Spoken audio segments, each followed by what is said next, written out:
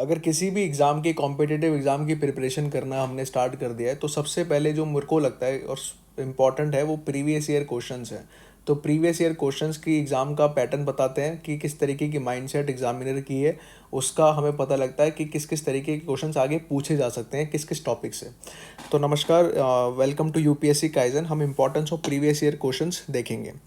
तो यूपीएससी अलग अलग एग्जाम्स में जो क्वेश्चंस पूछता है, जैसे सिविल सर्विस एग्जाम्स में पूछ रहा है, सीडीएस में पूछ रहा है, एनडीए में पूछ रहा है, सीआरपीएफ में पूछ रहा है, जियो साइंटिस्ट में पूछ रहा है। तो हमने स्पेशल क्या करा है, और सब वीडियोस के अलावा हमने इन सारे एग्ज़ाम्स में जो भी ये एग्ज़ाम्स हुए हैं उसमें अगर सपोज करो कि प्रेसिडेंट के ऊपर क्वेश्चंस आए हैं तो हमने प्रेसिडेंट का सीआरपीएफ से, एनडीए से, सीडीएस से, सिविल सर्विस से, जियो साइंटिस्ट से कि प्रेसिडेंट के ऊपर कितने क्वेश्चंस पूछे गए हैं, हमने सारे को क्लब कर लिया है। तो उसी के हिसाब से हमने इस वीडियो को इम्पोर्टेंस दी है। तो चलिए शुरू करते हैं। तो सबसे पहले question, which of the following statements regarding to the president of India is are correct? The president of India is elected by the electoral college in accordance with the system of proportional representation by means of single transferable vote. Second option statement देखते हैं, the elected members of the legislative assembly of the union territories of Delhi and Puducherry take part in the elections of president of India. तो इसको solve करते हैं। तो article 51 ये बताता है कि president is elected by the members of electoral college. अब इलेक्टोरल कॉलेज में कौन कौन से मेंबर्स होते हैं? Elected members of Lok Sabha and Rajya Sabha, elected members of legislative assemblies, और कौन नहीं होते हैं? लेजिस्लेटिव काउंसिल्स के मेंबर नहीं होते हैं। Next, elected member of 2 union territories, 2 union territories के इलेक्टेड मेंबर्स ही होते हैं, जो है दिल्ली एंड पुडुचेरी। अब next statement he is president election is held in accordance with the system of proportional representation by means of single transferable vote. अब this voting is done by secret ballot. अब आप इस question को solve कर लेंगे। तो मैं question को सॉल्व करूंगा, उससे अच्छा है कि आप एक बार वीडियो को स्टॉप करें, खुद से देखें, मैंने उसका एक्सप्लेनेशन दिया है, और खुद से सॉल्व करें। और बहुत ईजी है कि आप दोनों को आसानी से सॉल्व कर देंगे। अगर आप चाहते हैं कि मैं दोबारा आपके लिए सॉल्व कर दूँ तो इसका आंसर बोथ 1 and 2 है। The president of India is elected bye electoral college. ठीक है, नेक्स्ट क्वेश्चन को देखते हैं। और इम्पॉर्टेंट बात यह है कि अगर आप नोट्स बनाना चाह रहे हैं तो साथ साथ नोट्स बना सकते हैं, लेकिन मैं चाहता हूं कि पहले आप वीडियो को देखें, सुने। अगर कोई क्वेश्चन आपको दिख रहा है उसमें वीडियो को पॉज करें। अगर जो मैं स्टेटमेंट जो मैं आपको समझा रहा हूं, जो ये जो रेड कलर से लिखा हुआ है, अगर आप इसको समझना चाहते हैं कि आप स्क्रीनशॉट ले लेना, बहुत अच्छा तरीका है कि वीडियो रोको फिर नोट्स बनाओ, तो उसमें टाइम ज़्यादा कंज्यूम हो जाएगा। तो वही क्वेश्चन है, सीडीएस 2022 में क्वेश्चन पूछा है, which one of the best describes the electoral system to elect the president of India. अब आप इसमें से ऑप्शंस डी से स्टार्ट करना पड़ना हमेशा। लिस्ट सिस्टम है? नहीं है। First pass the post system है? नहीं है। Proportional representation and single transferable vote system सही लग रहा है। प्रोपोर्शनल रिप्रेजेंटेशन ये अधूरा है, इनकम्प्लीट है। तो ये आंसर क्या आएगा? Proportional representation and single transferable vote system. हमने अभी पीछे ही देखा था ये। President election is held in accordance with the system of proportional representation by means of single transferable vote. Next देखते हैं, which of the following statement is not correct? Not correct, correct ये इसमें ज़्यादा कंफ्यूज हो जाते हैं, तो इसको अलग से ही पहले मार्क कर लेना। पहला स्टेटमेंट पढ़ते हैं, all executive actions of the government of India are taken in the name of President of India. The President of India appoints a person as Attorney General of India provided he/she qualified to be a judge of Supreme Court or High Court. Statement C. The total number of ministers in the Council of Ministers cannot exceed 10% of the total numbers of members of the House of People. Of Statement 4 पढ़ते हैं, The President of India is bound to act as per the advice tendered by the council of ministers. अब इसका explanation देखते हैं। सबसे पहले हर statement को हम ना थोड़ा ब्रीफ समझेंगे, क्योंकि प्रीवियस ईयर क्वेश्चंस का मतलब ये नहीं कि सिर्फ आंसर तक पहुंच जाओ। आंसर तक तो आपको कितनी सारी वेबसाइट्स हैं, कितनी सारी वीडियोज़ हैं, वो सब बता देंगे कि आंसर क्या है। अगर आंसर तक पहुँचना है तो प्लीज़ ये वीडियो आपके लिए नहीं है, ये आप यहीं पर बंद कर दो। आपका समय मैंने ज़्यादा ले लिया, उसके लिए माफ़ी मांगना चाहता हूँ। क्योंकि मैं क्या कर रहा हूँ, मैं कोशिश कर रहा हूँ कि हर स्टेटमेंट के, क्योंकि उन्हीं स्टेटमेंट से यूपीएससी क्वेश्चंस बनाएगा, और हम क्या सोच के जाएंगे कि उसका तो एग्जाम आंसर हमें पता लग गया था, लेकिन हमने स्टेटमेंट्स नहीं पढ़े थे। तो मेरा मोटिव यही है कि हर स्टेटमेंट को डिकोड किया जाए, उसके बारे में पता किया जाए। तो ये अभी प्रेसिडेंट की सीरीज़ चल रही है। उसके बाद हर हर एवरी डे हम यही करेंगे कि नए नए वीडियोस बनाने की कोशिश करेंगे। कभी प्रेसिडेंट पे हो गया, कभी सुप्रीम कोर्ट पे हो गया, कभी हाई कोर्ट पे हो गया, कभी पार्लियामेंट पे हो गया, कभी मनी बिल्स पे हो गया। ठीक है, तो स्टार्ट करते हैं। तो अटॉर्नी जनरल आर्टिकल 76 क्लॉज 1 पे आया हुआ है, this appoint by president should be qualified as appoint as a जज ऑफ सुप्रीम कोर्ट। ठीक है, तो ये क्वालिफिकेशंस भी पता होनी चाहिए कि सुप्रीम कोर्ट के जज बनने के लिए क्या क्या क्वालिफिकेशंस होती हैं।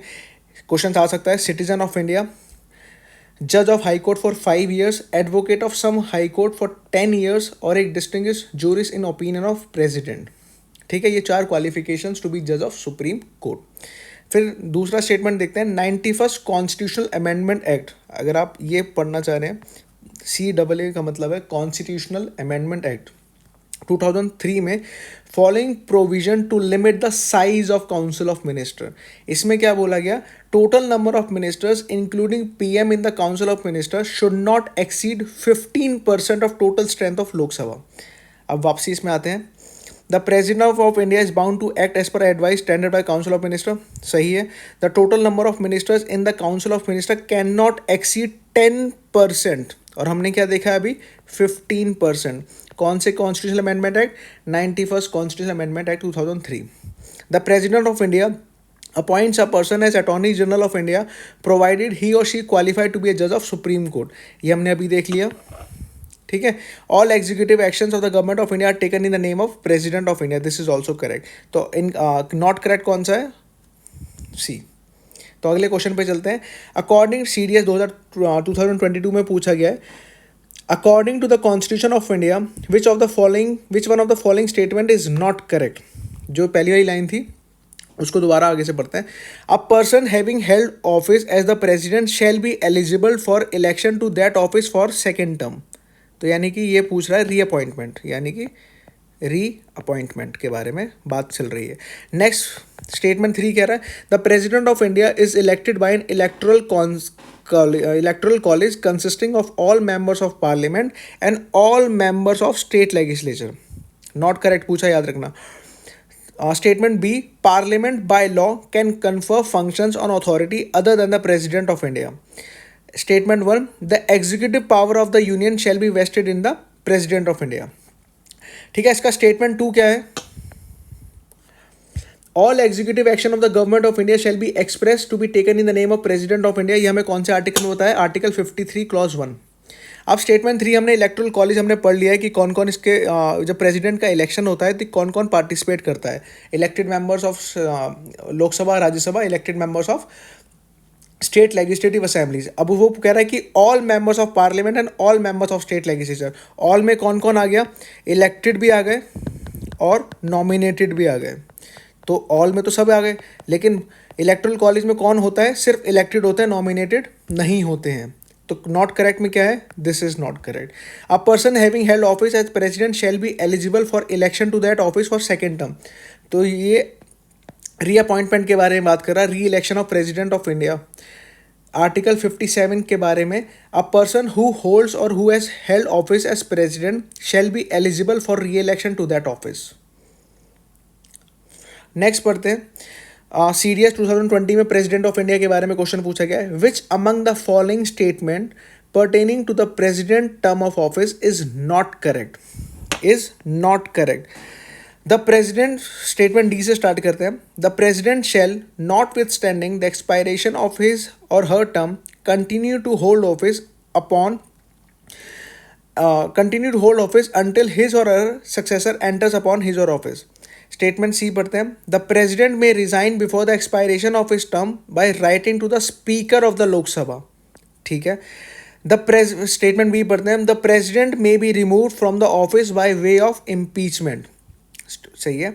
स्टेटमेंट A पढ़ते हैं, the president hold office for a term of 5 years। तो इसका एक्सप्लेनेशन देखते हैं। Article 61 deals with the impeachment of president. जो वीडियोस देख रहे हैं, सिर्फ कॉन्स्टिट्यूशन में ही इम्पीचमेंट ऑफ प्रेसिडेंट के बारे में बात करी गई है। ठीक है, इम्पीचमेंट जो वर्ड हुआ है वो सिर्फ प्रेसिडेंट के बारे में यूज़ हुआ है कॉन्स्टिट्यूशन में, और impeachment of the constitution, impeachment of the president का सिर्फ एक ही कंडीशन है कि अगर उन्होंने कॉन्स्टिट्यूशन का वायलेशन करा है। This is the only ground कि आप प्रेसिडेंट को रिमूव कर सकते हैं। और दूसरा, if office of president of India falls vacant by, उन्होंने रिज़ाइन कर दिया, उनको रिमूव कर दिया, या उनकी डेथ हो गई या otherwise, then election to fill the vacancy should be completed within 6 months from date of occurrence of such vacancies. और तीसरा पॉइंट हम पढ़ रहे थे कि president give resignation to vice president. अगर प्रेसिडेंट को रिजाइन करना है तो वो रेजिग्नेशन किसको देंगे? वाइस प्रेसिडेंट को देंगे। और वाइस प्रेसिडेंट को रिजाइन करना है तो वो अपना रेजिग्नेशन किसको देंगे? प्रेसिडेंट को। तो यहाँ पे किसके बारे में बात हो रखी थी? स्पीकर को नहीं देंगे। तो नॉट करेक्ट में कौन आ जाएगा? The president may resign before the expiration of his term by writing to the speaker of the Lok Sabha. So this is the incorrect. President hold office for a term of 5 years. ठीक है. The president may be removed from the office by way of impeachment. ये भी ठीक है. The president shall notwithstanding the expiration of his or term continue to hold office until his successor enters upon his or her office. ठीक है. और कोई है बचा है? चलो, तो ये बहुत छोटा सा प्रयास था मेरा कि मैं सारे जो क्वेश्चंस हैं यूपीएससी के अलग अलग क्वेश्चंस हैं, अलग अलग एग्ज़ाम्स के जो भी क्वेश्चंस हैं, मैंने ऐसा नहीं किया कि 2022 का पेपर सॉल्व करा, पॉलिटी करा, मतलब सब कुछ पॉलिटी के जितने भी क्वेश्चंस पूछे गए हैं ऐसा करने में, ऐसे बहुत सारी वीडियोस हैं, ठीक है। लेकिन मैंने उन सबको ना सेग्रीगेट कर दिया है कि अलग अलग यूपीएससी में अगर सिर्फ प्रेसिडेंट के ऊपर पूछा गया है तो कौन कौन से एग्ज़ाम में प्रेसिडेंट के ऊपर पूछा गया है। तो दिस इज़ माई छोटा सा प्रयास। अगर आपको अच्छा लगा तो प्लीज़ लाइक, शेयर, एंड जो भी बच्चे पढ़ने वाले हैं प्लीज़ शेयर करना और उस चैनल को सब्सक्राइब करना, ठीक है। तो नई वीडियो के साथ आएंगे। Thank you and I am signing this of.